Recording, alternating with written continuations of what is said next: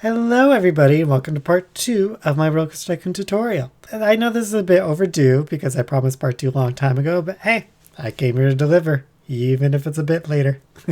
So what differs from part 1 is that I just wanted to show a bit more basics and a bit more beginner tips for those who are pretty new to the game and that may want to know more to help them progress through the game. So yeah, well, let's just get right into it. Here we go. All right, so welcome back to my park, which I realized I never really named it. I kind of left the name as Forest Frontiers, but you know what? It's okay. If anyone has any better names, feel free to let me know in the comments and I will name it just that, because there will be a part 3. So even if it's late, there will be a part 3. So last where we left off, we actually built this observation tower right over here towards the end of the park. So right now we actually have a pretty healthy park going here because we're generating some revenue very quickly. And in addition to that, we have the number of guests growing, and we even have this up arrow to indicate that. And it does go down too. There is a down arrow as well, so we just want to be wary of that. So just watch out. Yeah, right now my park rating is at 883.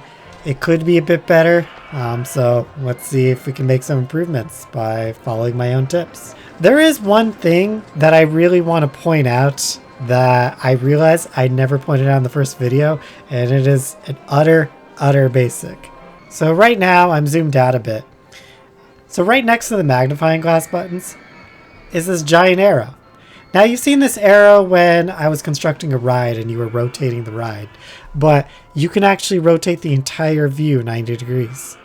1, 2, 3, 4. And I realized I did not show this at all in the first tutorial. And yeah, you can rotate the view. So if you want to zoom back in and you want to see this ride from a different angle, well, guess what? You can see it from this angle. It's all isometric, so just putting that out there. In addition to that, you can also press the enter button. So 1, 2, 3, 4.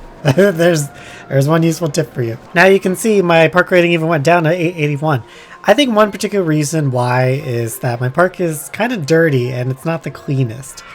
And I think that we should clean it up. And as you can remember, I put a bunch of benches and trash cans all around the area and on the footpaths. But I think we can go the extra mile and clean it a bit further. So let me show you what I mean. Occasionally what I'll do is I'll go to the staff window and pull up any of the handymen that don't have the footprints where I did not set up a patrol area. So in this case, I'm going to grab Handyman 4. And I'm going to have Handyman 4 clean up my park for me. And you can kind of see where the vomit is or some litter is. But it does become very hard to see with everybody walking around and all the scenery around us. So it's a bit difficult. Well, there is a way to do this. So right next to the giant arrow that I just pointed out, right here there is an eye and it gives you view options.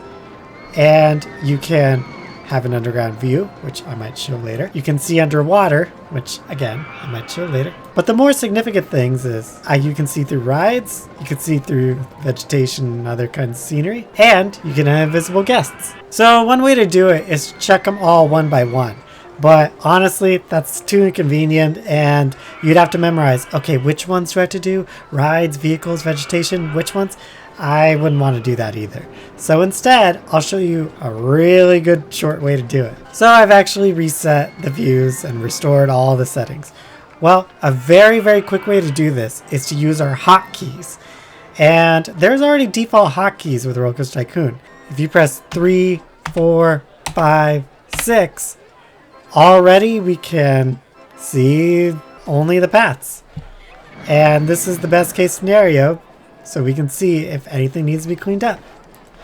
And so let's take Handyman 4. Oh, so there's some vomit right there. There you go. I'm having him clean up. And right now the park is actually very clean. See if our park rating went up. It went up a little bit, so not to 900, but almost there. So I just wanted to show that real fast so that if you ever want to clean the park in a pinch, then there you go. And you can easily press 3, 4, 5, 6 again. Now, if you ended up pressing something extra, what you can easily do is, if you have certain settings and you want to reset everything and you just can't remember which one you actually did, that's perfectly okay. Here's one quick tip.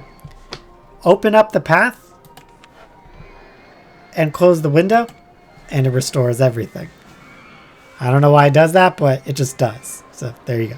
Alright, so one thing that I want to do is I want to attract more guests in the park. There's already plenty in here, but I mean, hey, we need to make more money because the park entrance is free and we're charging for the rides, so we need as many guests as possible. So one way we could do that is actually marketing. So to start marketing, all you have to do is go to the finance window or click the money on the bottom. So let's just go to the finance window. And now we have the finance window that we saw in the first tutorial. So the marketing tab is actually the second to last tab, right next to the beaker. And it gives us all of these options. So we can do voucher for free entry to the park, voucher for free rides on a particular ride, half price entry, free food or drink, advertising campaign for the park, advertising campaign for the ride. Now the general rule is the more expensive the advertisement, the more effective it actually is. But let's do a marketing campaign. I don't really want to do free entry just because it's not really going to do anything for me. We'll go ahead and do free ride. So once we open up the free ride, we have the option to choose any of the rides.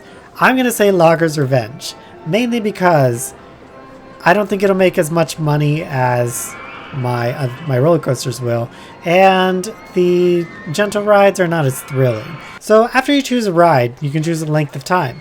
Now, in any version of the game, the minimum amount of time that we could do an advertising campaign is 2 weeks. And keep in mind that we are on April 30th, and 2 weeks of time is about, that's about a third of an hour, so about 20 minutes, give or take. In other versions of the game, such as RollerCoaster Tycoon Deluxe and RollerCoaster Tycoon Vanilla and RollerCoaster Tycoon 2, we can do a maximum of 6 weeks.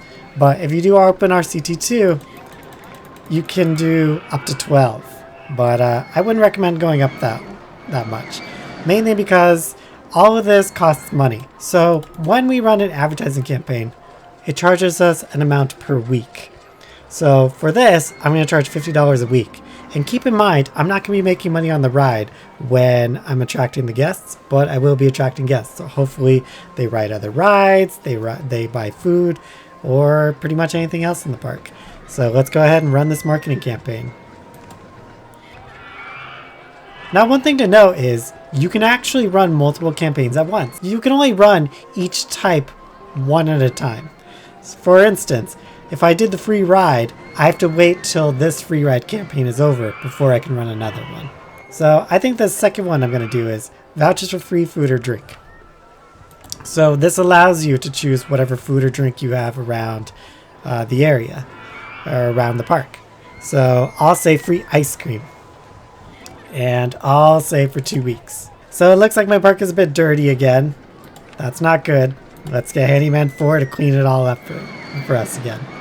Now we're back at the entrance. Now we're going to watch to see if guests become attracted to the park. And it looks like our marketing campaign is working because look at all these guests that are generating. Now I want you to keep in mind that there is natural guest generation as well. It's a combination of your park rating and the increase in park value by having new rides. There's a lot of factors in attracting guests, but the marketing campaign pretty much expedites everything. And as we can see over here, look at all these guests just coming in. So right now on May 12th, we have 645 guests. Let's see what happens if we wait a week. All right, so I accidentally skipped 2 weeks. So sorry about that. But as you can see, we went from 645 guests up to 723. So if you really need a boost in guests, especially if you're trying to be your objective and you only have a month left, this is a very effective way to do so, especially if you only need dozens of guests. Now, if you need like hundreds and hundreds of guests, you're going to need to do a lot more. But if you need like 50 or so more guests, then this is the perfect opportunity. This is the perfect way to do it.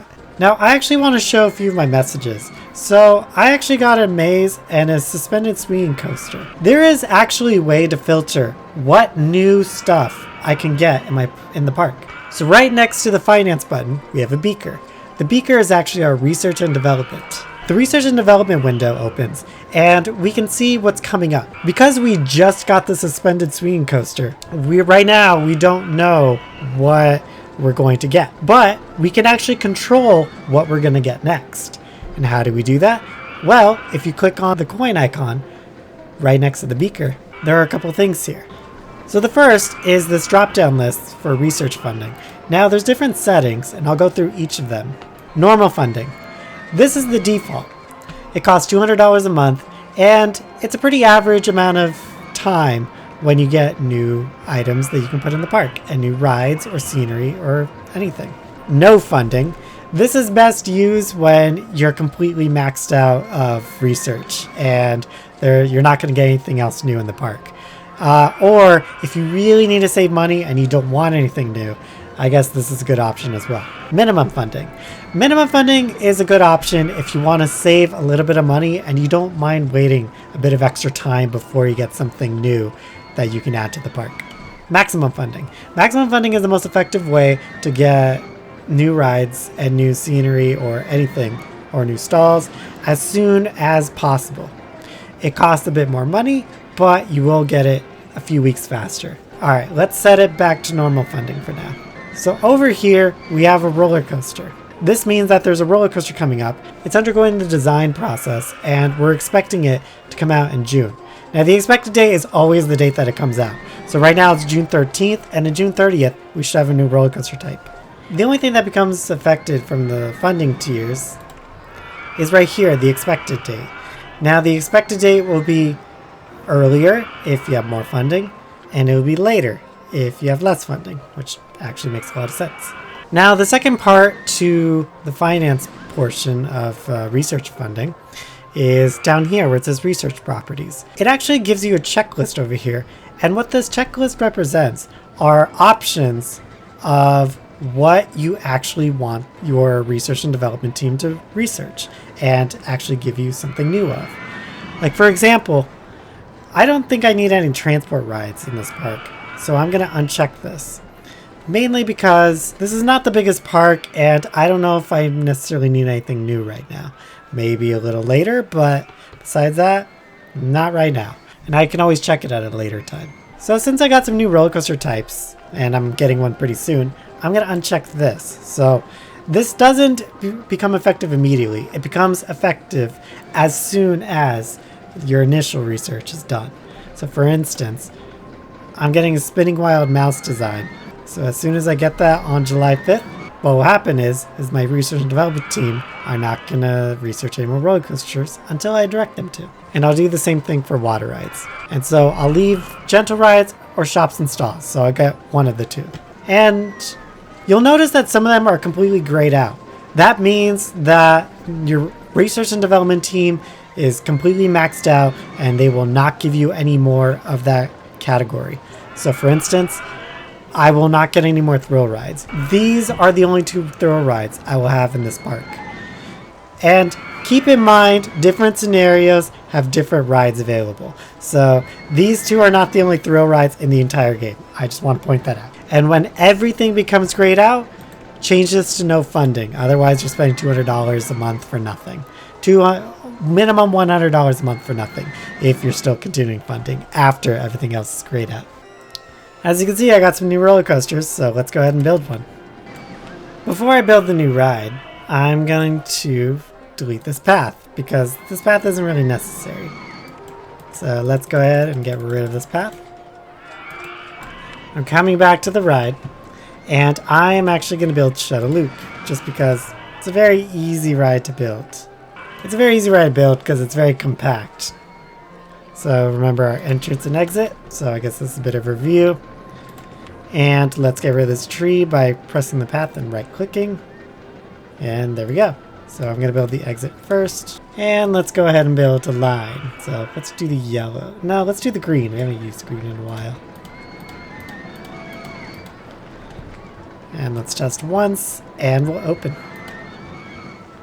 Alright, so there's another thing that you can actually do that some experienced players don't even know about.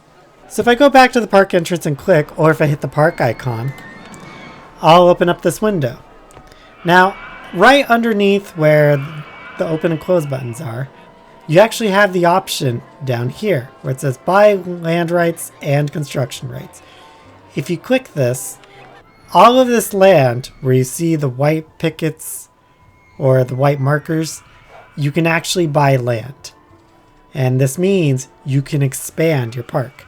So what you can do is you go ahead and click on the square that you want to purchase. You can buy as many squares as you want, but I would be cautious because they cost either $20 or $30 a square.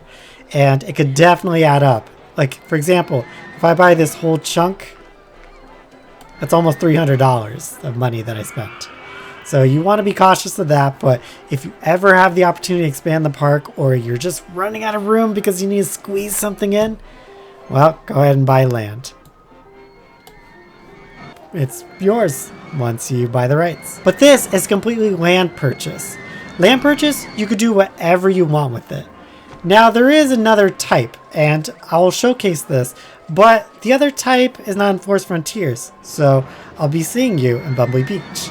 So welcome to my Bumblebee Beach Park. I'll be going back to the Forest Frontiers in a second, but I only came here because this park perfectly shows what construction rights are. As you can see, we see this white fence, and that's pretty much the limits of what you actually own.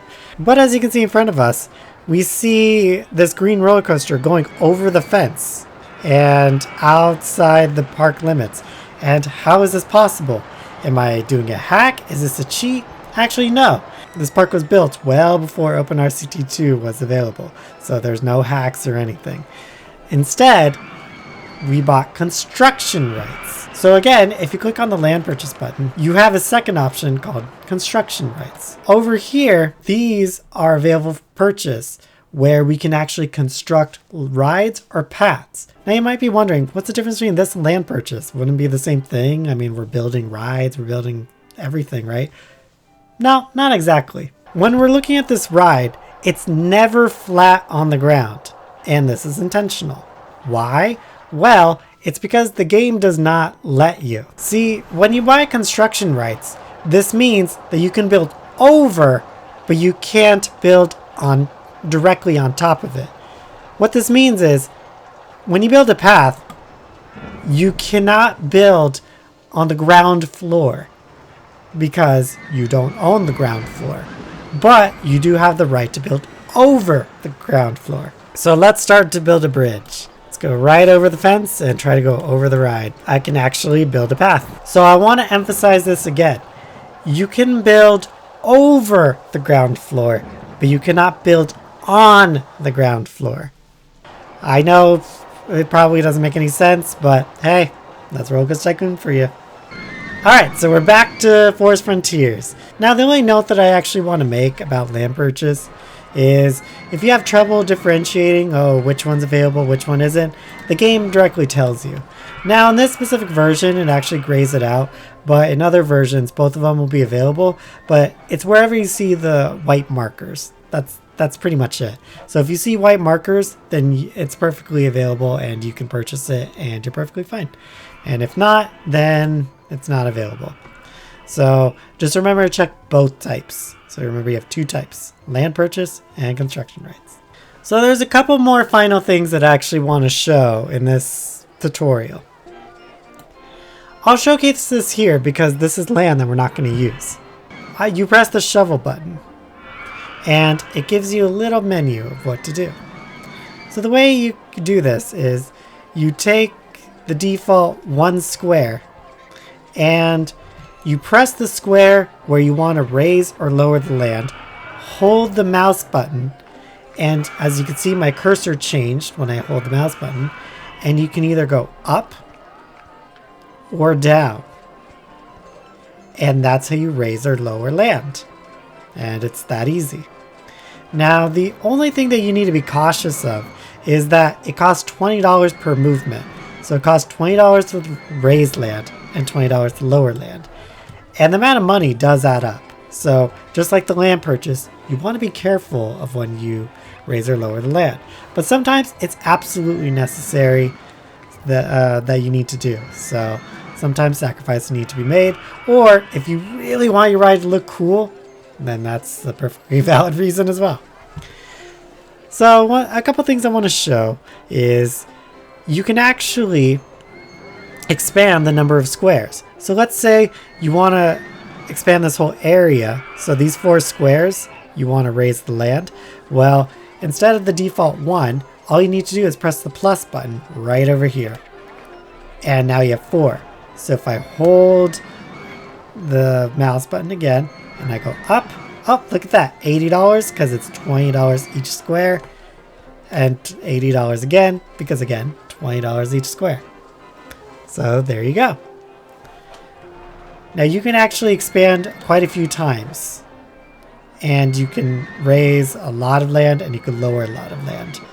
So one thing I want to show is if you press minus again, or in OpenRCT 2, if you press this button right here where it says enable mountain tool, you hold 1 square, and if you go down, you have a little dip.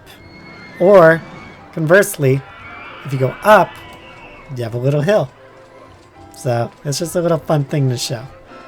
Okay, so I restored after the mountain. One more thing to show is you can actually raise and lower the corners of each of the squares as well. It'll still cost $20, but you can get a better design or a more desirable one. So for instance, instead of highlighting the entire square, I'm only highlighting this corner. And there we go. Let's say I want to do this weird point on the top. Well, if I just highlight each corner, and let me turn this around, and I built a hill myself. This weird looking hill. But yeah, you can actually raise and lower the corners as well. So, oh, it actually costs $5. I gotta correct myself because it's 1/4 of the entire square. So just a cool thing to show. Ooh, I got a balloon stall. See, I got another shop. So let's put in balloons. Guests love balloons. So we're gonna go ahead and build balloons and make it a random color and make them $1. And I'm gonna change the balloon color to this weird looking green. Now I want you to keep in mind, in addition to rides, you can also make paths go underground as well. So if I hold this square, my cursor will change and I drag it down. Oh, look at that, I can go down. And if I press it once more, oh, I don't have enough room. So what I'm going to do is I'm just going to go up 1, and now I'm underground. Now I'm low enough to be underground. Yay! So yeah, you can make your paths and you can make your rides go underground. Now here's another tip that I actually want to show you. That's going to be a very fast tip. So for these purposes, I'm going to lower this land down, and I'm going to lower the square by a lot. So now I can't grab the square. This square is so low, and I want to raise it back up. But how do I do this? Because it doesn't look like I can grab it. Because if I try grabbing here, oh no, I'm raising this square, and I can't seem to grab the one that's inside. Well, the way to go around this is if you expand the number of squares, so I'm going to go from 1 to 4, and make the square that you're trying to raise one of the squares, and if you hold the button and you raise, it's going to raise it by itself until they're all level, and then they'll go up together. So if you ever need to raise a square that you just cannot reach anymore, this is how you exactly do it. You just cover more base and raise. Now you might be wondering why anyone would want to lower so much land at once. Well, it's because in addition to landscaping by raising and lowering land, you can actually build water. And the way you do that, click the water button. And just like the land, you can expand the number of squares. And in the same exact game mechanic, hold and go up or down. And you can see us build some water. And there's a couple reasons why we want to build water. Now, one reason is if you want to drown a guest. So, oh no, no, he's drowning. Oh, I was actually going to rescue her. Oops. Well, well, there's one reason to build water. But a much better reason is so that we can build more water rides. Now, there are some water rides where you don't need water built, where the ride kind of comes with water. But that's not always the case. I'm actually going to buy more land in this area. I'm also going to get rid of trees. Now, if you right click with the land button, you can actually get rid of the trees just like you can with a path. You can also click this button right next to the shovel if you want to just clear the scenery out. Now, let me build more water. Just like the hard to reach area for the land, you can do the same thing for the water.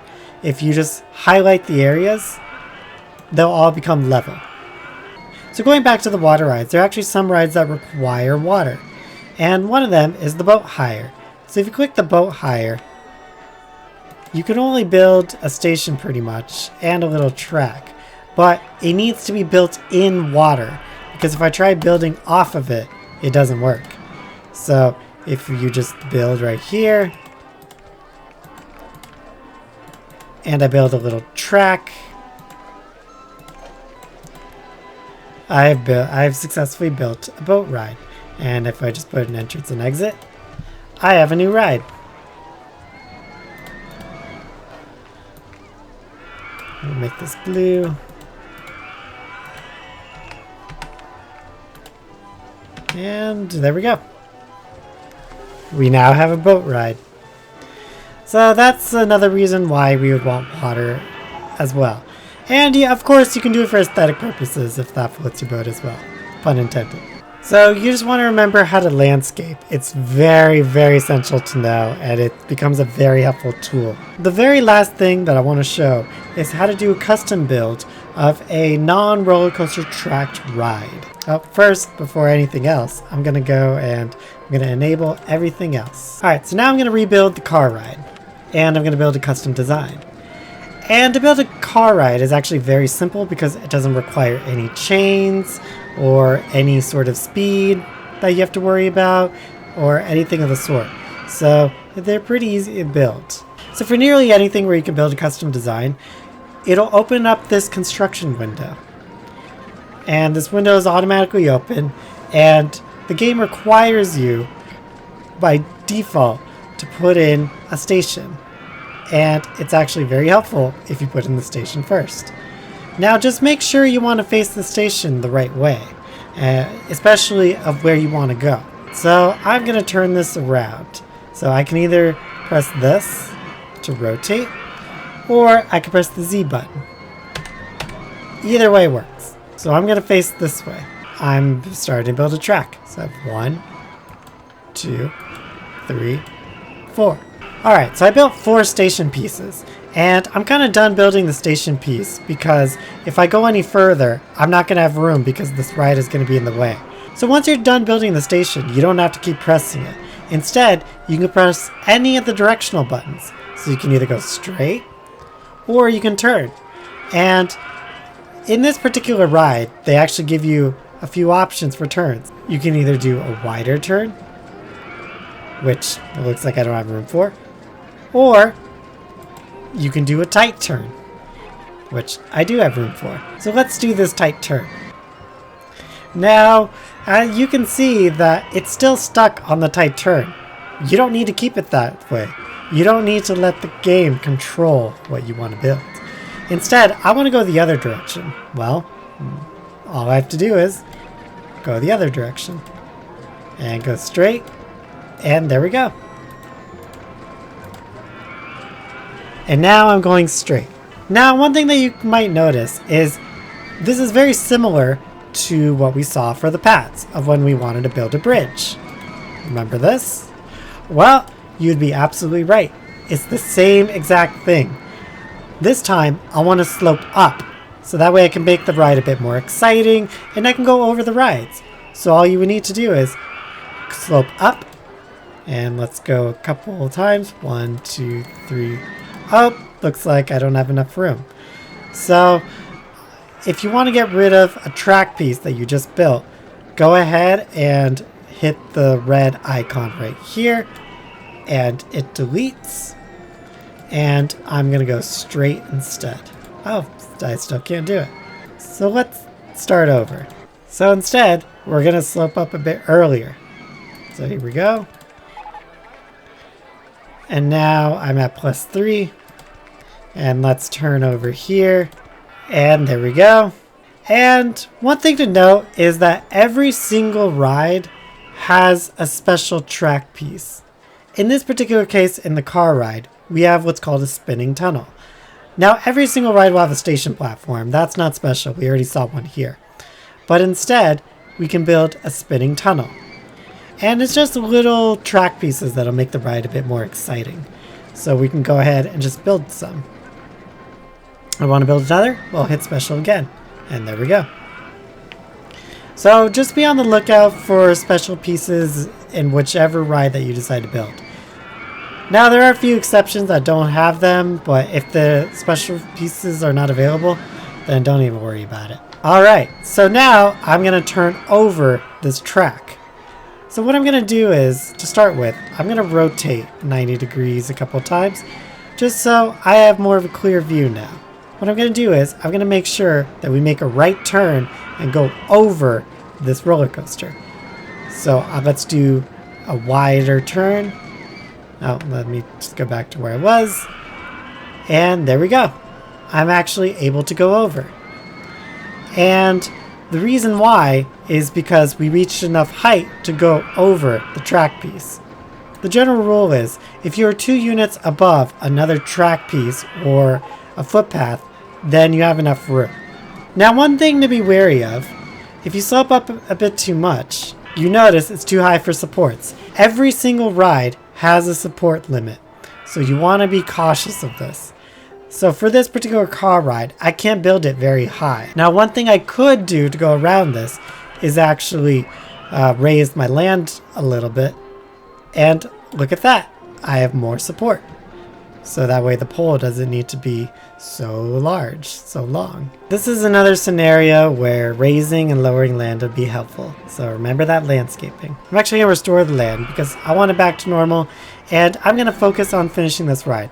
So because there's not that many special pieces and I don't have to worry about speed or anything, I'm actually going to speed through this. So you're going to watch me just go straight and turning and come back to the station to complete the circuit. That's another essential thing, is to complete the circuit. Now for roller coasters, these kinds of rules are a bit different, but we'll jump to that in another video. So now I'll try to finish off this ride.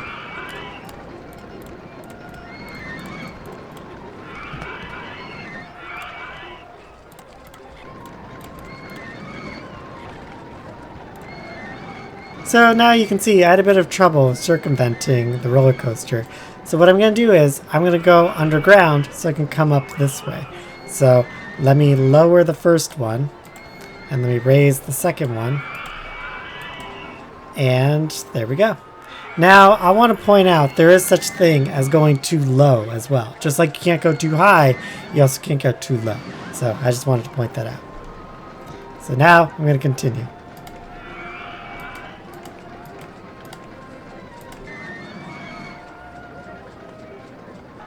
And now I'm coming back up. And one helpful thing is you have this underground view that comes up automatically, and you can easily turn it off and on or press the 1 button. But it highlights the square that I'm actually building on, and it's very helpful because now I'm like, okay, so what I'll do is I'll raise it and I'll lower it, and I'm at -1, and I've completed the circuit. So now all we need to do is, once we're done with building the ride, just build the entrance and the exit. And close the ride window. We actually have a few different designs to choose from, so if you go to the second window, you can either do racing cars, pickup trucks, or sports cars. Now, I like to do pickup trucks in this park because it rains a lot. But I think I'll do sport cars because I can get 38 people as opposed to 23. So here we go. Now, of course, let's just build a path. And here we go. Do yellow. I feel like I do yellow a lot. And let's open the ride. And another tip is that if we go to the gears next to where the cars are, we can actually set what the waiting time of the vehicles are. So the vehicle is waiting a minimum of 10 seconds before it launches. But there's already 2 people and we're not waiting very long. So what you can do is take off the minimum time. I only recommend this for a few rides. This is one of them. So 1, 2, and they go. 1, 2, and they go. And this is very, very helpful for these kinds of rides. And yeah, that's pretty much everything I wanted to show for today. So I hope these extra tips help you along the way and on your journey. And so yeah, these were the more advanced tips that I felt like deserved to be said in one other video. But the next time you see me, I will show you the basics of how to build a roller coaster. Now that's a part of the game that confuses a lot of people, especially beginners who are playing for the first time, because they can't figure out how to make the mechanics work. So then they'll end up resorting to building a pre-built anyways. And my mission is to make sure that doesn't happen. But yeah, that's pretty much it. Let me know if you feel like I missed anything, or if you have any further clarification questions, or if there's one aspect of the video that really confused you, or that you just really can't grasp. Feel free to let me know in the comments below, and I will try my best to answer. And yeah, that's pretty much it. Feel free to like this video, hit the subscribe button, and feel free to follow me on Twitch, just like I advertised last time. I am trying to get back into streaming once again and be a bit more consistent. And you'll see me play this game again in the near future. So yeah, so take care everybody, and bye!